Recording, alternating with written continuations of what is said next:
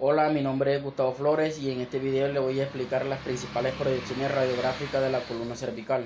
Existen 5 proyecciones para la columna cervical: la proyección axial anteroposterior, la proyección lateral, la proyección odontoide AP, las proyecciones oblicuas cervicales AP y PA y la proyección lateral cervicotorácica, también conocida como vista del nadador. En este video voy a hablar sobre 2 de ellas en específico: la proyección axial anteroposterior y la proyección lateral. Este estudio es fundamental porque permite evaluar la alineación vertebral, determina fracturas y analiza estructuras importantes como los espacios intervertebrales. Comencemos entonces hablando de la proyección axial anteroposterior. Esta es una técnica radiográfica básica que permite la evaluación global de los cuerpos vertebrales, desde aproximadamente C3 y hasta C7, con especial énfasis en la alineación, morfología ósea y la simetría estructural. Desde el punto de vista técnico, la angulación cefálica del rayo de entre 15 a 20 grados es fundamental, ya que compensa la lordosis cervical fisiológica. Esta alineación permite proyectar los espacios intervertebrales de manera más abierta, evitando su superposición y facilitando la valoración de discos intervertebrales. Para lograr esta proyección, el paciente debe de estar en posición bipedestación o decúbito supino. El plano medio sagital debe de estar alineado al centro del detector. El mentón ligeramente elevado para evitar superposición mandibular sobre C3 y C4. Y por último, los hombros deben de estar relajados y descendidos. Los parámetros técnicos que debemos tener en cuenta en esta proyección son: la inclinación del rayo central debe tener una angulación cefálica de 15 a 20 grados, dirigido a nivel de C4 o al cartílago tiroide. El tamaño del detector debe de ser de 24 por 30 centímetros con orientación vertical. El kilovoltaje entre 70 y 80. Asimismo, entre 10 y 20 milímetros de amperios por segundo. La distancia del foco detector debe de ser entre 100 a 115 centímetros. La imagen resultante con base a lo anterior es una radiografía axial anteroposterior de la columna cervical que muestra los cuerpos vertebrales C3 y C7 y los espacios intervertebrales. La apófisis espinosa se observa superpuesta a los cuerpos vertebrales con forma de lágrima. Las vértebras C1 y C2 no se aprecian con claridad. Los criterios de evaluación para esta proyección es que deben visualizarse los cuerpos vertebrales desde C3 hasta T2 o T3 y también debe observarse claramente el espacio entre los pedículos y los espacios intervertebrales. Debe de haber ausencia de rotación. La apófisis espinosas y las articulaciones esternoclaviculares, si son visibles, deben estar equidistantes a los bordes laterales de la columna vertebral. La mandíbula y la base del cráneo se superpondrán sobre las 2 primeras vértebras cervicales.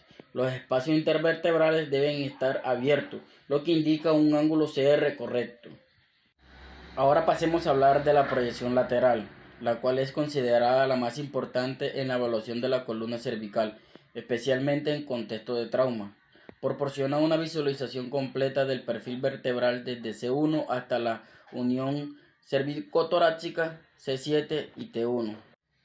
Desde el punto de vista diagnóstico, es crucial para detectar fracturas, especialmente por compresión, también subluxaciones o luxaciones, intensidad cervical y ensanchamiento de tejidos blandos, indicativos de trauma o de infección. Técnicamente, la depresión de los hombros es determinante para visualizar C7 y T1. En pacientes con dificultad se puede aplicar tracción suave o utilizar peso. Además, el uso de distancia foco detector larga de 180 centímetros minimiza la magnificación, mejorando la precisión de la evaluación anatómica. Para lograr esta proyección se debe llevar a cabo los siguientes pasos de posicionamiento. Primero, en caso que no presente traumatismo, se coloca el paciente en decúbito lateral o sentado o de pie, con el hombro apoyado contra el soporte vertical para el chasis. Segundo, se centra el plano medio coronal en la línea media del chasis. Tercero, se ajunta los hombros del paciente para que queden en el mismo plano horizontal. Asimismo, su cuerpo debe estar en una posición lateral verdadera, con el eje longitudinal de las vértebras cervicales paralelo al plano del chasis. Cuarto, el paciente debe elevar ligeramente la barbilla, esto para evitar la superposición de la columna cervical superior con la mandíbula. Quinto y por último, se le pide al paciente que se relaje y baje los hombros hacia adelante lo máximo posible. Hay que asegurarse de que el paciente no eleve los hombros. Los parámetros técnicos que debemos tener en cuenta para esta proyección son la incidencia del rayo central, que sea perpendicular al detector dirigido al nivel de la C4. El tamaño del detector debe ser de 24 por 30 centímetros vertical. El kilovoltaje de entre 75 y 85, asimismo entre 20 y 40 milímetros de amperio por segundo. La distancia del foco detector debe de ser de 180 centímetros, ideal para la reducción de la magnificación. La imagen resultante con base a lo anterior es una radiografía con vista lateral a la columna cervical, la cual nos muestra claramente los cuerpos vertebrales, las articulaciones apofisarias, la apófisis espinosa y los espacios intervertebrales. Es impredecible visualizar la vértebra C7. Los criterios de evaluación para esta proyección es que deben visualizarse los cuerpos vertebrales cervicales C1 a C7, los cuerpos intervertebrales, los pilares articulares, las apófisis espinosas y las articulaciones apofisarias. También debe visualizarse la unión de C1 con T1. De lo contrario, deben obtenerse vistas adicionales como la vista del nadador. Y por último, las ramas de la mandíbula no deben superponerse entre C1 y C2. Hola, mi nombre es Jorge López, estudiante de Radiología e Imagen Diagnóstica. En esta oportunidad les hablaré sobre la radiografía del tórax y la de las rejas costales. La radiografía del tórax es una de las más utilizadas en el medio radiológico. Esta radiografía, su posicionamiento del paciente o el posicionamiento del paciente es de pie o en una posición de bipedestación, colocando el paciente en posición ventricular pegado al receptor, donde el rayo central entra por la espalda y sale por el tórax hacia el receptor. La técnica para esto en el kilovoltaje se utiliza un kilovoltaje alto, ya que y en el LMAS se utiliza bajo, porque no necesita, como es una zona donde hay suficiente aire, no necesita de tanto MAS. En la lateral de la radiografía de tórax se coloca el paciente en bipedestación a medio lado. Se alza el brazo, generalmente del lado izquierdo, se le alza el brazo y pues entra el rayo central por un costado, por el lado de las costillas, y sale por el otro costado. Se alzan los brazos para que no haya cruces de miembros de los huesos y se pueda ver más claro pues la radiografía.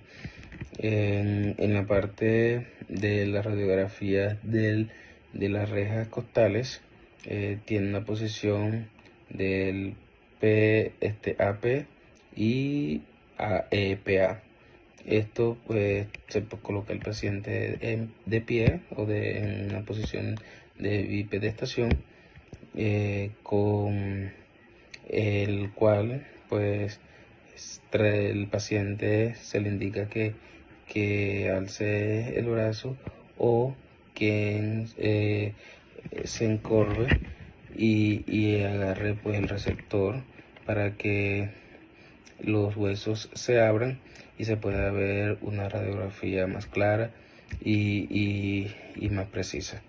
En esta radiografía, lo contrario, se utiliza un KB medio de 80 90 KB, pero un MAS más alto de 10 a 20, por lo que se necesita ver la parte ósea o las costillas, lo cual se permite que se vea más claro si en caso de que haya alguna fractura, haya alguna lesión.